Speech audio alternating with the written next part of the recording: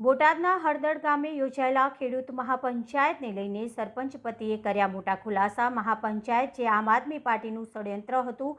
મહાપંચાયતને લઈને ગ્રામ્ય પંચાયતની મંજૂરી પણ લીધી નથી અને અમને ખબર પણ ન હતી। મહાપંચાયત જે માર્કેટ યાર્ડમાં યોજાવાની હતી, પરંતુ રાજુ કરપડાને તે લોકો હળદળ ગામના કાચા રસ્તે આવી સભા શરૂ કરીને બનાવ બન્યો છે। સભા શરૂ થયેલી, જેથી આજુબાજુ રહેતા લોકો સભા જોવા ગયેલા।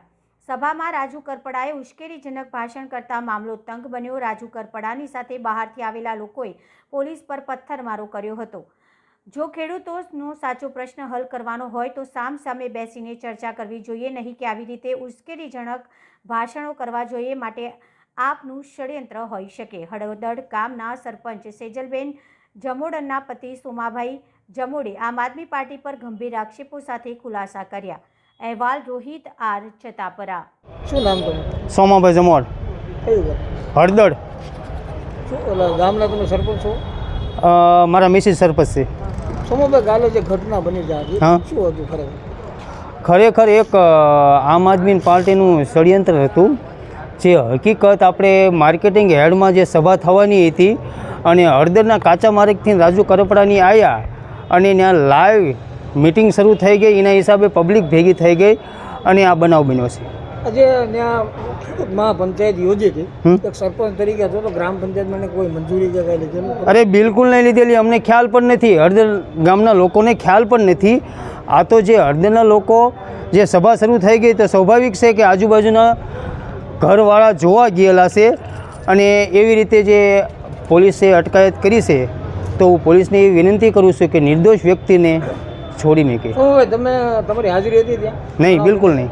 આમ તમે સાંભળવામાં આવ્યું છે, શું ઘટના શું બની હતી? સાંભળવામાં આવ્યું તો રાજુભાઈ કરપડા દ્વારા ઉશ્કેરણજનક ભાષણ થતું હતું, એના હિસાબે આ બનાવ બનેલો છે। પોલીસ ઉપર પથ્થરમારો થયો છે, ઈજાઓ થઈ છે, પોલીસે પણ ગામ લોકોને માર્યા છે, શું કહેશો તમે?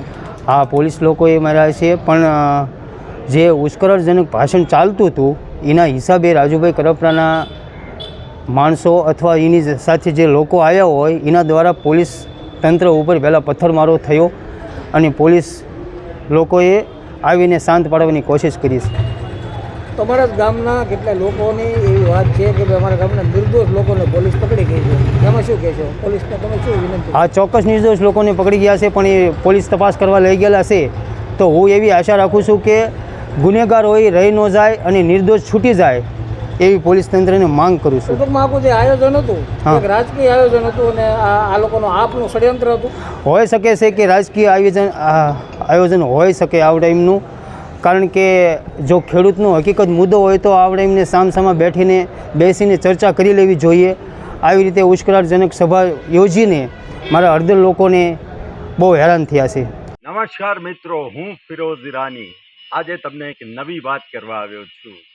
દીવ મિરર ન્યૂઝ જોતા રહો, સબસ્ક્રાઇબ કરવાનું ભૂલતા નહીં અને શેર કરવાનું પણ ભૂલતા નહીં। સત્યની સાથે જોડાતા રહો। નમસ્તે મિત્રો, હું છું ચાંદની પરમાર। આપની મનપસંદ ચેનલ એટલે કે દીવ મિરર ન્યૂઝ ચેનલને લાઈક કરો, શેર કરો અને ફોલો કરો, અને હા, તેમાં દરરોજ તાજા સમાચાર જોવાનું ભૂલશો નહીં।